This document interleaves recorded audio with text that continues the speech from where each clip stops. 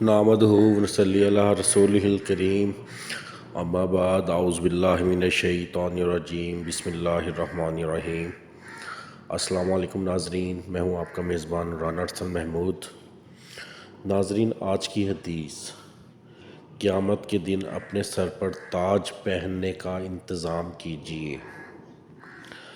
ناظرین، رسول اللہ صلی اللہ علیہ وآلہ وسلم نے فرمایا، جس شخص نے قرآن پڑھا اور اس میں جو کچھ ہے اس پر عمل کیا، قیامت کے دن اس کے ماں باپ کو ایسا تاج پہنایا جائے گا جس کی روشنی سورج کی روشنی سے بھی زیادہ حسین ہوگی، جبکہ وہ روشنی دنیا کے گھروں میں ہو اور سورج آسمان سے ہمارے پاس ہی اتر آئے۔ اس کے بعد حضور اللہ صلی اللہ علیہ وآلہ وسلم نے فرمایا، پھر تمہارا کیا گمان ہے خود اس آدمی کے بارے میں جس نے خود یہ عمل کیا ہو۔ اللہ و تبارک تعالیٰ ہمیں اپنے اور اپنے پیارے محبوب نبی کریم صلی اللہ علیہ وآلہ وسلم کے بتائے ہوئے راستے پر چلنے کی توفیق اور ہدایت دے۔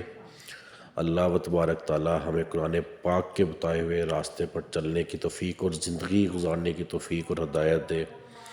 اللہ و تبارک تعالیٰ تمام بے اولادوں کو نیک اور صالح اولاد، تمام بے روزگاروں کو روزگار، جو وفات پا چکے ہیں انہیں جنت الفردوس میں اعلیٰ مقام عطا کرے، اور جو بیمار ہیں انہیں صحت یاب کرے۔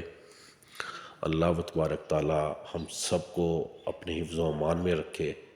اللہ و تبارک تعالیٰ تمام امت مسلمہ ہم سب کے دلوں کی نیک حاجات کو پورا کرے۔ اللہ و تبارک تعالیٰ تمام امت مسلمہ اور خاص کر کے ہمارے ملک پاکستان کی حفاظت فرمائے، آمین۔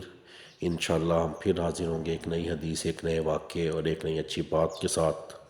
تب تک کے لیے ہمیں اجازت دیجیے، اللہ حافظ۔